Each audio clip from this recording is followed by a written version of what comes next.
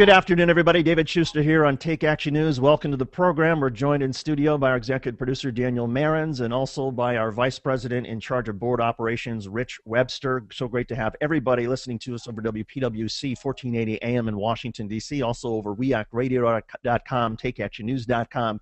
We've been talking a lot about conservative media and the damage that they do, in my view, to our country and to our understanding about the issues. I want to play for you something that Bill O'Reilly said in just the last few weeks regarding the financial picture of the United States with our entitlement programs. Listen. If the feds do not stop the wild spending and do not reform Medicare and Social Security, the U.S. dollar will collapse. That means that all of our savings, all of our investments, our homes, and everything else will blow up before our eyes. Everything's going to blow up before our eyes. The U.S. dollar will collapse. Daniel Marins, if we don't reform Social Security, the dollar's going to collapse. Is that true? No. That's it. That's the end of it.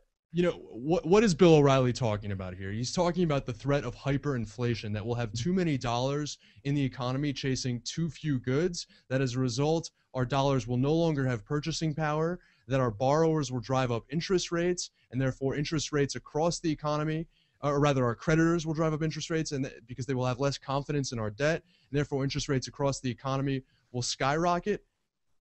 That is a fantasy. That could occur given certain circumstances, but it won't occur on the current track that we're on, and here's why. First of all, in the short term, we have negative interest rates on our debt. Negative, literally. Literally, people are giving us their money to invest in.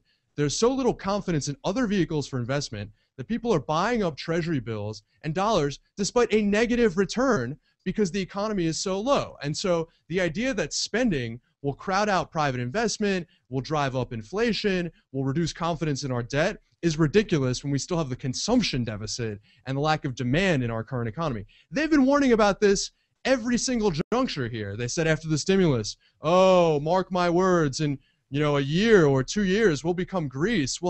Our interest rates on our debt will skyrocket. We have our own currency in this country for a reason, and that is that when we're in a downturn, when we're in a recession, we can print more of it through quantitative easing, through the Fed lowering interest rates, through them purchasing private assets, putting more currency in the economy, and through the United States government temporarily deficit spending to get us out of that ditch. Now, long term, is what Bill O is talking about somewhat real, that we will have a problem where debt as a percentage of our economy could potentially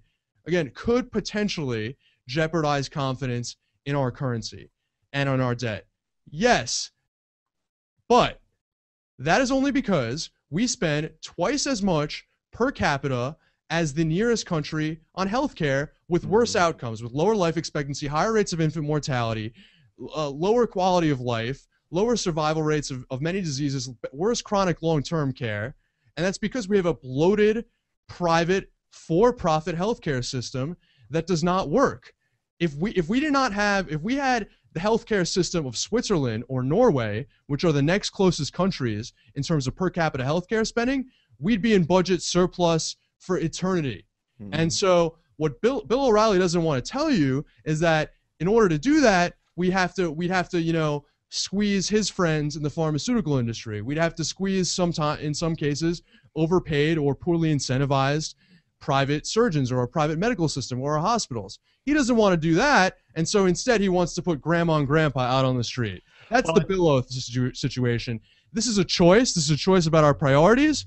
And Bill O'Reilly doesn't want to tell you the real choice. Well, and I think the reason he doesn't want to tell you the real choice, and I think the reason that he bastardizes the truth time after time again, is because he is creating fear. And that when you as a broadcaster have an audience that is fearful, that is an audience that is going to turn to you to be soothed. They will watch you for longer periods of time. They will keep coming back to you. It's the same reason that people turn on the TV during natural disasters and watch their favorite broadcasters, or want to know if there's a plane crash. They want to be soothed to make sure that a relative is not on it. During times of crisis, when people are feeling fearful, they watch these broadcasts more and more. So to the extent that Bill O'Reilly is able to create this element of fear, of catastrophe, people think, oh my God, Bill O'Reilly's the only one that's going to soothe me because he's the only one talking about this horrific situation. And I need to watch him to find the latest information about how I can protect myself, even if what Bill O'Reilly's prescription is a bunch of malarkey. So for everybody who's sort of wondering, why would they deliberately lie? Why? This is the reason. It's all about ratings. It's all about getting an audience to become essentially addicted to Bill O'Reilly because he's the only one that's talking about this, because it's nonsense. But he gets his audience to believe it. They're fearful, and they trust him, and they continue to watch him. It's pretty simple.